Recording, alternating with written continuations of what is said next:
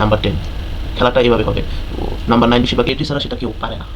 পেট্রি আর Frenkie de Jong ছাড়া কেউ বল সুন্দর মতো হোল্ড রাখতে পারে না। তো বলটা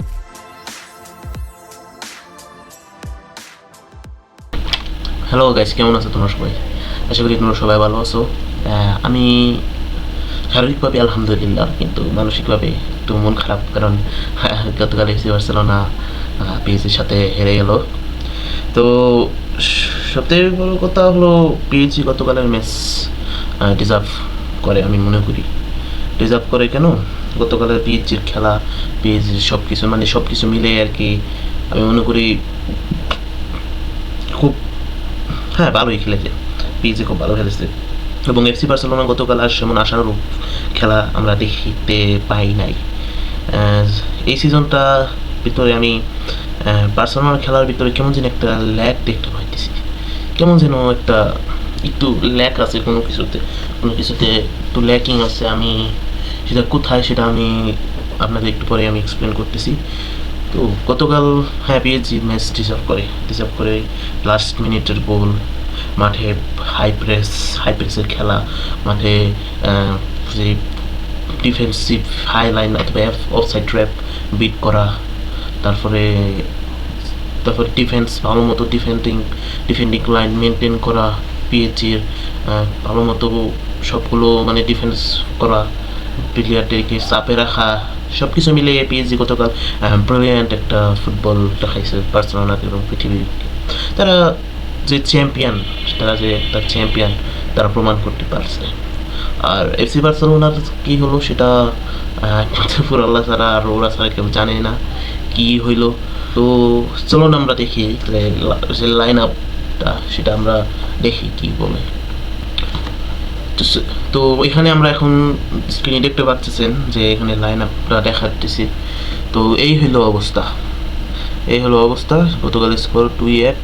আপনি স্ট্যাটসের দিকে লক্ষ্য করলে দেখবেন কি যে পিএইচজি অনেক, এই যে বিগ চান্স, তারপর 7টা শর্ট অ্যান্ড টার্গেট, 15টা শট, অ্যাকুরেট পাস। বার্সেলোনার কিন্তু পাসিংয়ের কারণে খুব ফেমাস, এবং অ্যাকুরেট পাস যেটা খুব ভুল হয় খুব কম বার্সেলোনার, কিন্তু গতকাল সেই চাপের কারণে, হাই প্রেসের কারণে সেই এটা হারিয়ে ফেলছে, সেই টেম্পোটা দেখেন এখানে। এই যে পাস, তারপরেও পার্থক্য বেশি না, ফাউল কমিটেড বেশি কম করছে, শর্টস বলেন, এক্সপেক্টেড গোল বেশি, সবচেয়ে বেশি দেখছেন, সব কিছুতেই গতকাল ভালোই খেলছে। ডুয়েলের ভিতরে বার্সেলোনা জিতেছে বেশিরভাগই ডুয়েল, কিন্তু সেটা আমি কিছু হয় নাই। Man of the match Nuno Mendes, কিন্তু এখানে হাই রেটেড আশরাফ হাকিমি। তো একটা অ্যাসিস্ট আশরাফ হাকিমি, আর ইসেরও একটা অ্যাসিস্ট। ডিফেন্সিভ কন্ট্রিবিউশন সব থেকে বেশি জুবেরানি না কি যেন তো নাম, এটা ওর সবচেয়ে বেশি। তো সব কিছু মিলে দেখতে পাইতেছেন যে পিএসজি প্যারিস সেন্ট জার্মান অনেকভাবেই আগানো এবং ভালো পারফরমেন্স করেছে, সব কিছুতে ভালো করেছে। তারপরে ভালো পারফরমেন্সের আরেকটি কারণ আমি বলবো, এফসি বার্সেলোনা খারাপ টিম না, এফসি বার্সেলোনা ভালো একটা টিম, এখনও ভালো, তাদেরকে বেস্ট করা হয়েছে। ভালো না হলে তারা মাত্র এই কয়টা ব্যবধানে জিতত না, এবং তাদের সাথে ফাইট করে টিকতে পারতো না। তারা অনেকগুলো গোল খেয়ে আমরা মানে এই হয়ে গেত।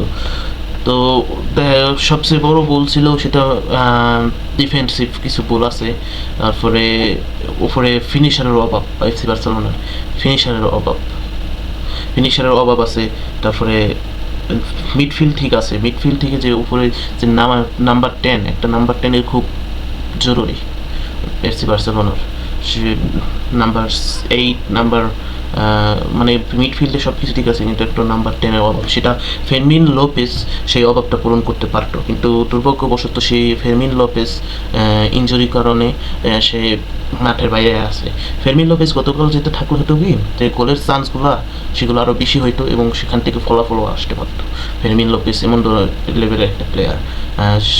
এবং রাফিনিয়া গতকালের অভাব আমরা বুঝতে পারছি, রাফিনিয়া ফিনিশিং, ক্রসগুলো, এগুলো আমরা অভাব টের পেলাম।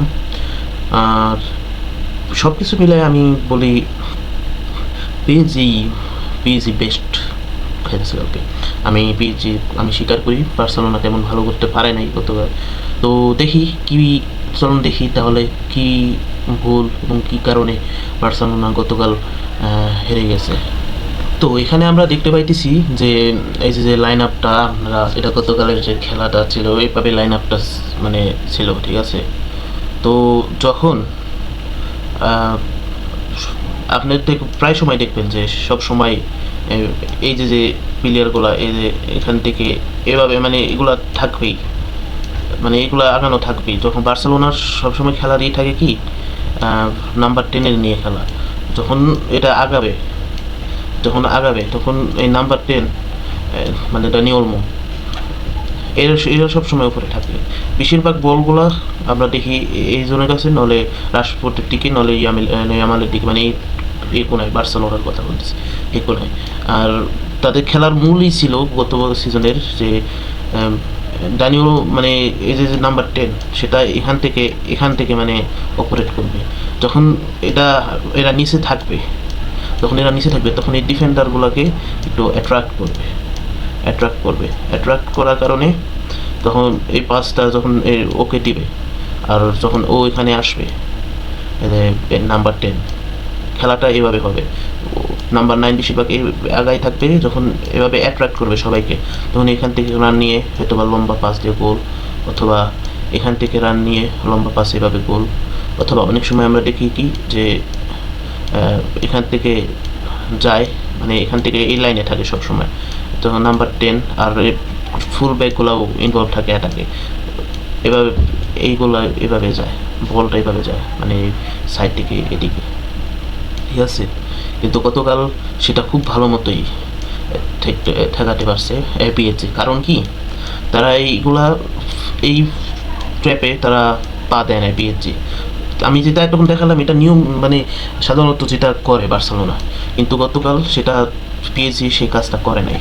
কারণ পিএসজি গতকাল ফুল ব্যাক যেদিকে বল থাকবে সেদিকে শুধু ফুল ব্যাক আর মিডফিল্ডারগুলো ডিফেন্সে থাকবে, ইনভলভ থাকবে এই যে, এবং উইঙ্গারও সে ডিফেন্সে থাকে। যখন লেমিন ইয়ামাল চাপে থাকে তখন এই বলগুলো সে করে কি লেমিন ইয়ামালকে ফোর্স করে যে বলগুলো যেন পিছনে দেয়, এই যে এদিকে যেন বলটা পিছনে দেয়, এই জন্য সেটা অ্যাটাকটা সেটা ক্রিয়েট করতে পারে না। আবার এখানে দিলে সেই এই যে এভাবে আবার চলে আসে, আবার মানে হাই প্রেস খেলা যাকে বলে, আবার এইভাবে মানে রাখে না। তখন হয় কি যে হাই প্রেসের ঠেলায় তখন লুনো মেন্ডেস যে বলটা তখন হাই প্রেসের ঠেলায় সেই বলটা সে আর তারা তো এখানে সবগুলা তো এখানেই আছে, পেট্রিও এখানে মিডফিল্ডে থাকে, তখন দেখা যায় কি যে যে মানে চাপের ঠেলায় বলগুলা হারায় ফেলে এফসি বার্সেলোনার বল হারানোর কারণে তখন বল হারায় ফেলছিল। বল হারার পরে তাই এই জন্য নোমেন্ডেস সে বল নিয়ে টান, আর পিছন থেকে তো এরা তৈরি একটু পারেই না টান, আর এরা তো এখানে থাকে সাথে থাকে এই যে পাঁচটা দিয়ে এভাবে গোল। সো খেলার মূল আকর্ষণ ছিল কি, সবকিছু মিলে খেলার মানে সবকিছু মিলে পিচির মূল অস্ত্র ছিল হাই প্রেসটাই ছিল মূল অস্ত্র বার্সেলোনাকে কাহেল করার জন্য। লুইস এনরিকে টের পেয়েছে যে বার্সেলোনা তারা বলটা হোল্ড করতে খুব প্রেফার করে বেশি, মানে একটা হ্যান্সি ফ্লিকের ট্যাকটিক্সটা বলটা হোল্ড করে লম্বা পাস নেওয়া অথবা ওভারল্যাপ রানের যে নিবে সে তাকে পাস দেওয়া, মানে বলটা হোল্ড রাখতে হয়। সে বলটা হোল্ড রাখা একমাত্র পেড্রি ছাড়া সেটা কেউ পারে না। পেড্রি আর ফ্র্যাঙ্কি ডিয়ং ছাড়া কেউ বল সুন্দর মতো হোল্ড রাখতে পারে না। তো বলটা হোল্ড করে রাখছে, বলটা ধরে রাখছে সবসময় সেই বলটা ধরে রাখার কারণে লুইস এনরিকে বলেছে যা প্রেস করো, যতটুকু প্রেস করো তার থেকে আরও বেশি প্রেস করে বলটাকে লুজ করাও। কালকে সবগুলো সেকেন্ড হাফে তো দেখছিলি আরও বেশি হাই প্রেস খেলছে, বেশি হাই প্রেস খেলার কারণে সে লাস্টে যায় এফসি বার্সেলোনা বল লুজ করে গোল খাই গেল। তো সব মিলে আমি বলবো এফসি বার্সেলোনা গতকাল আমি ডিজার্ভ মনে করি না উইন ম্যাচ, সেটা পিএসজির খেলার সুন্দরী শিল্পীর খেলার অপমান হয়ে যাবে বার্সেলোনা ম্যাচ গতকাল জিতলে।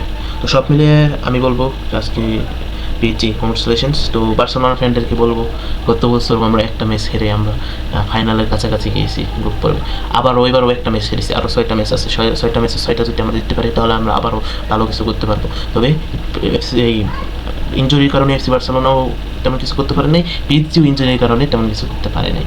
তো সব মিলে বলবো বার্সেলোনার কিছু টেকটিক্যাল চেঞ্জ করতে হবে, হাইলাইনটাকে আরেকটু লো করতে হবে। এত বেশি হাইলাইন খেললে সেটা রিস্কি হয়ে যাবে। বর্তমানে হাইলাইন সেটা কোডটা ক্র্যাক করে ফেলছে অনেক অনেক দল। তো আজকে এই পর্যন্তই। ধন্যবাদ সবাইকে। যদি ভিডিওটা এখন পর্যন্ত দেখে থাকেন, আমার বক বক শুনতে থাকেন, তাহলে ধন্যবাদ। আবার দেখা হবে অন্য একটা ভিডিওতে। আজকের মতো এইটুকুই।